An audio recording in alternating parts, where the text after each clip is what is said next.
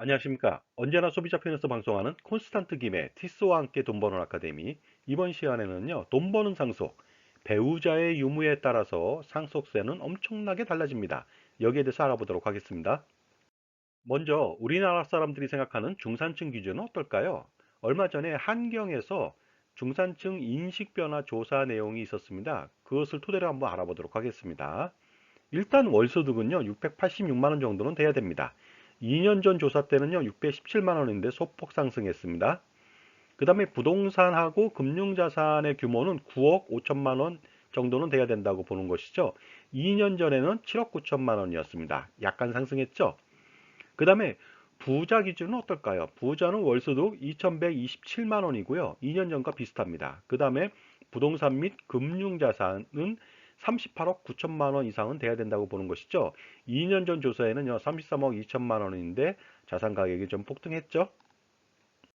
예전에는요, 부자들만 상속세를 걱정했습니다. 그러나 이제는요, 중산층도 상속세를 걱정해야 되고, 심지어 서민들까지도 상속세를 걱정해야 될 판입니다. 왜 그럴까요? 바로 배우자하고 자녀가 있다. 그러면요, 10억 원 이하일 때는 상속세가 없지만 10억 원을 넘겼다. 그러면 상속세가 발생한다는 것이 되겠습니다. 그 다음에 배우자 중에 한 분이 돌아가셨습니다. 따라서 배우자가 없는 경우 자녀만 있다면요. 상속재산은 5억 원 이하일 때만 상속세가 없지 5억 원을 조금이라도 초과한다면 어떻습니까?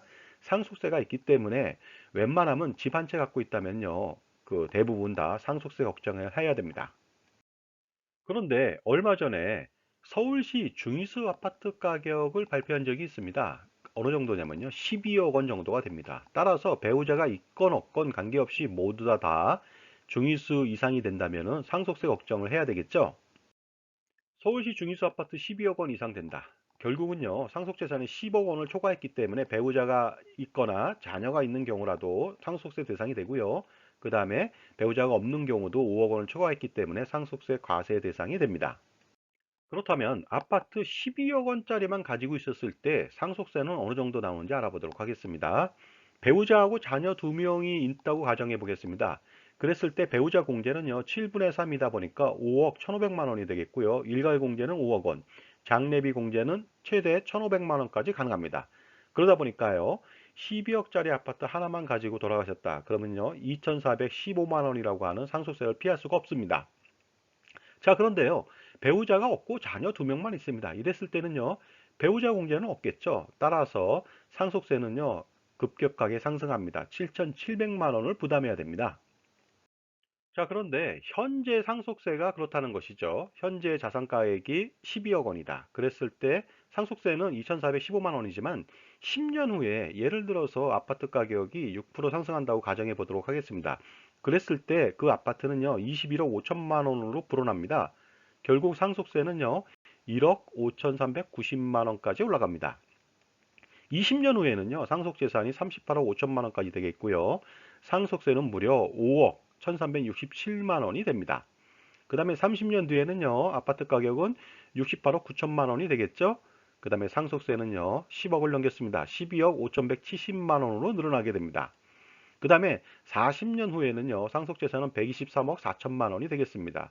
따라서 상속세는요, 엄청납니다. 39억 5,393만 원까지 늘어나다 보니까 조치가 좀 필요할 것 같습니다. 자, 그런데 배우자가 없는 경우는 어떻게 될까요? 알아보도록 하겠습니다. 현재 상속재산 12억에 대해서 상속세는 7,700만 원 정도가 나옵니다. 하지만 10년 후에 상속재산 21억 5천만 원이 되고 상속세는 무려 4억 3,021만 원이 되겠습니다.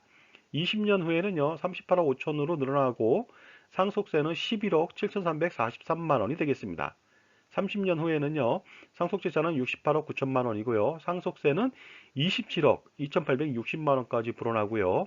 40년 후에는 상속재산이 123억 4천만 원이다 보니까 상속세가 엄청납니다. 54억 5,393만 원이라는 것이죠. 따라서 배우자가 있고 없고가 굉장히 중요하다. 배우자 공제가 최대 30억까지 가능하다 보니까요. 배우자가 없었을 때는 최대 15억 원 정도의 상속세를 더 부담해야 된다는 뜻이 되겠습니다. 자, 그렇다면요. 아파트 가격이 30억 원인 경우는 어떻게 할까요? 알아보도록 하겠습니다. 배우자하고 자녀 두 명이 있었을 때 배우자 공제는 12억 9천만 원을 받을 수가 있습니다.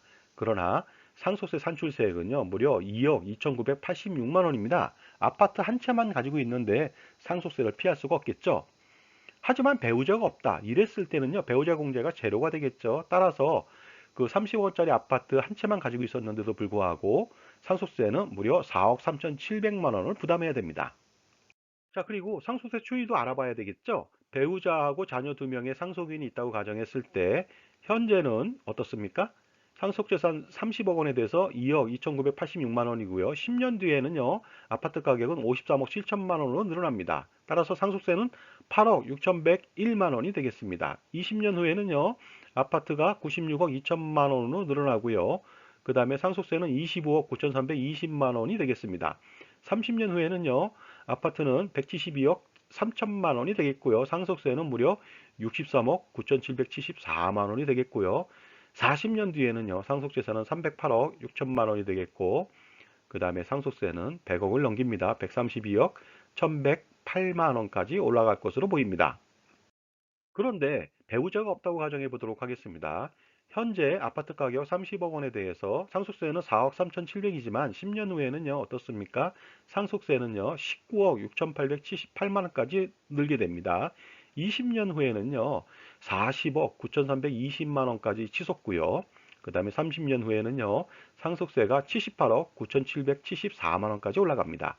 그 다음에 40년 후에는요, 상속세는 무려 147억 1,108만 원까지 치솟습니다. 자, 그런데 서울시 아파트 가격이 50억 원을 초과하는 경우도 있겠죠. 이런 경우도 비일비재합니다. 물론 아파트 가격이요, 100억 원이나 200억, 300억짜리도 있습니다만은요, 그 대부분 강남이나 그 서초, 송파 같은 경우에는 50억 원 이상인 경우가 꽤 있습니다. 이랬을 때는요, 30억 원도 상속세 폭탄이 오는데 50억 원이다. 그러면은 상속세가 메가톤급 폭탄으로 다가올지도 모릅니다.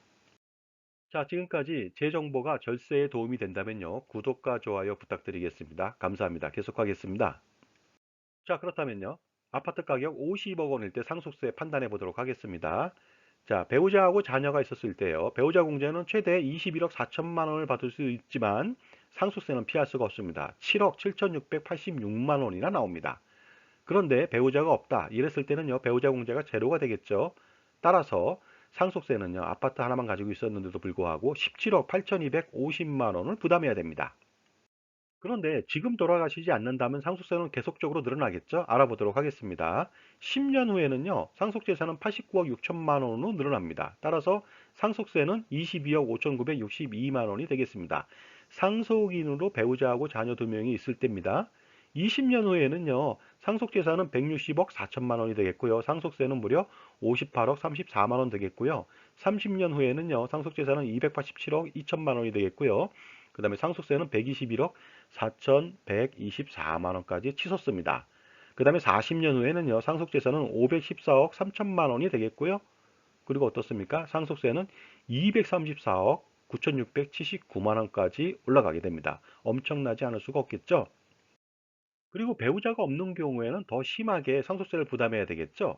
자, 10년 후에는 어떻습니까? 상속세를요, 10년 전에는 17억 8,250만 원인데요, 10년 후에는 무려 37억 5,962만 원을 부담해야 됩니다. 20년 후에는요, 상속세가 무려 73억 34만 원이 되겠고요.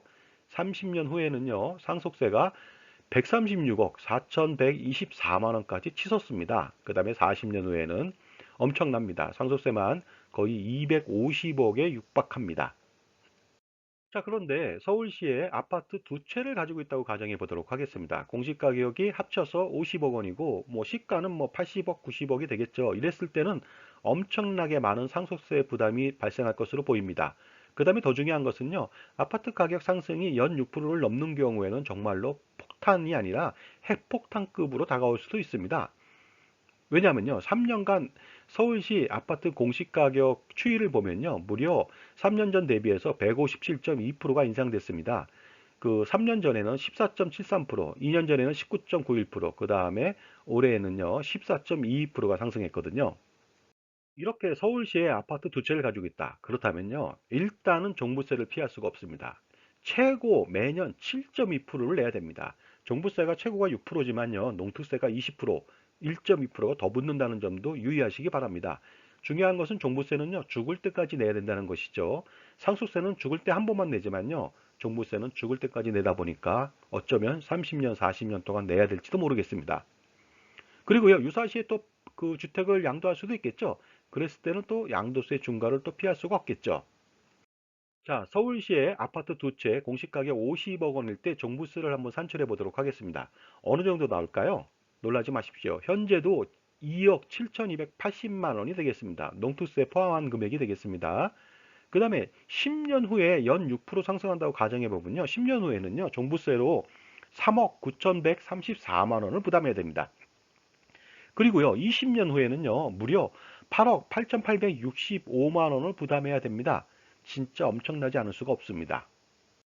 그런데 이러한 무지막지한 상속세 폭탄에도 태어난 사람들이 있습니다. 그분들은요, 바로 미래의 상속세가 완화될 것으로 기대하기 때문에 그런데요, 과연 그 사람들 마음대로 그 상속세가 완화될 수 있을까요? 물론 이 정도는 생각할 수가 있겠죠. 재반 공제를 인상할 수도 있습니다. 배우자 공제 최대 30억에서 뭐 50억이라든가 아니면 일괄 공제 5억 원에서 10억 원이라든가 이렇게 약간의 소폭 인상은 가능할 수도 있을 것 같습니다. 그 다음에 상속세 과세 체계를 변경한다. 유산 취득세 방식으로 바꾼다. 유산세 방식에서요. 이것도 가능할 수는 있을 것 같습니다.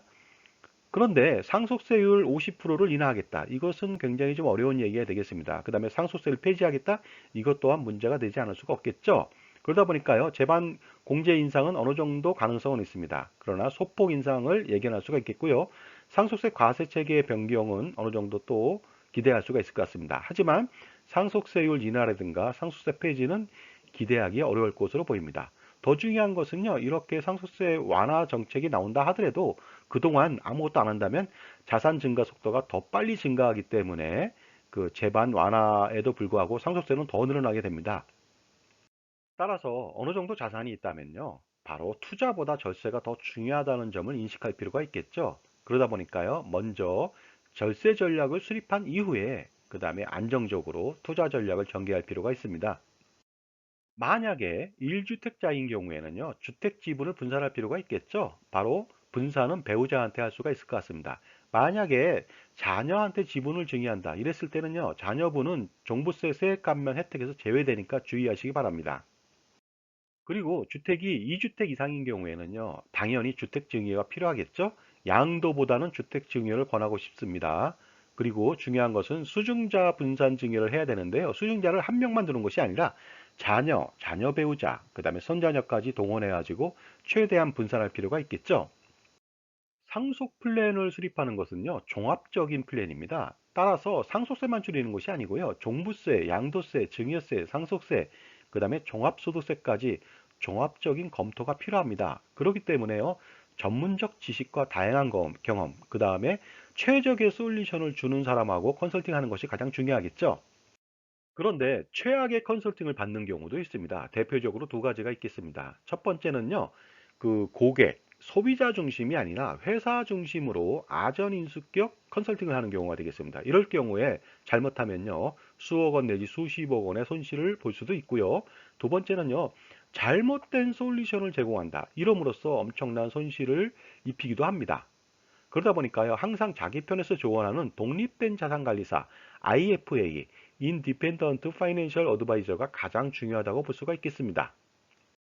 자, 지금까지 상속세 배우자 유무에 따라 달라진다. 그래서 효과적인 절세 플랜이 필요하다고 말씀을 드렸습니다. 지금까지 IFA 콘스탄트 김이었습니다. 감사합니다.